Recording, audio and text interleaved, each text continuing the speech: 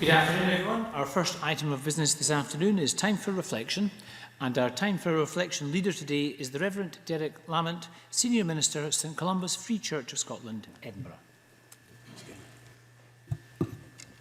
Presiding Officer and members of the Scottish Parliament, thank you for the opportunity today to address you this afternoon. Imagine being an MSB isn't always what it's cracked up to be. I salute your commitment to serving the public. I'm sure you're often misunderstood and sometimes misrepresented, and that can be isolating. You work unsociable hours, commuting far and wide, staying away from family and friends, listening to everyone else's problems, shaking 1,000 hands. I'm sure you're wary of letting your guard down with the media and being too personal. A bit like being film stars, really, but I'm not sure if you think that's the case. But leadership can be a lonely place. And as a society, I think we're all faced with the challenges of isolation and loneliness. Our youth, maybe particularly in their electronic world of one-dimensional friendships.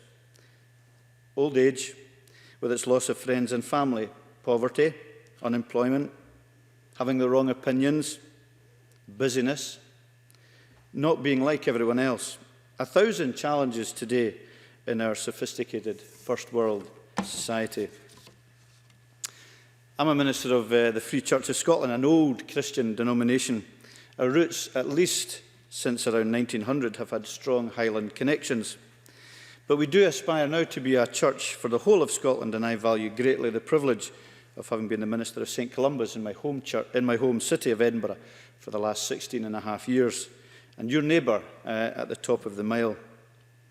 But our Highland flavour, I think often derided in the past and maybe even still by some, offers a perspective on family, community and belonging that fits in well with the Christian message of reconciliation with God through Christ. He uniquely understands loneliness.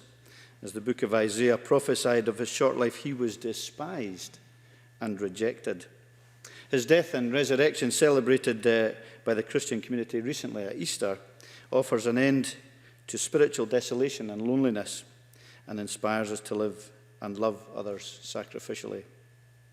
But we love community, and we hope that through our commitment to it, as we open our hearts and homes to all, whatever their convictions, religion, ethnicity, orientation or politics, we can inspire something new. With an unqualified attitude of Christ-motivated love and service, we want to reach out into the communities throughout Scotland to dispel loneliness, provoking an opportunity to share our faith in such a way that breaks down barriers, helping us to understand each other better and the gospel that has transformed our lives. Thank you. Thank you.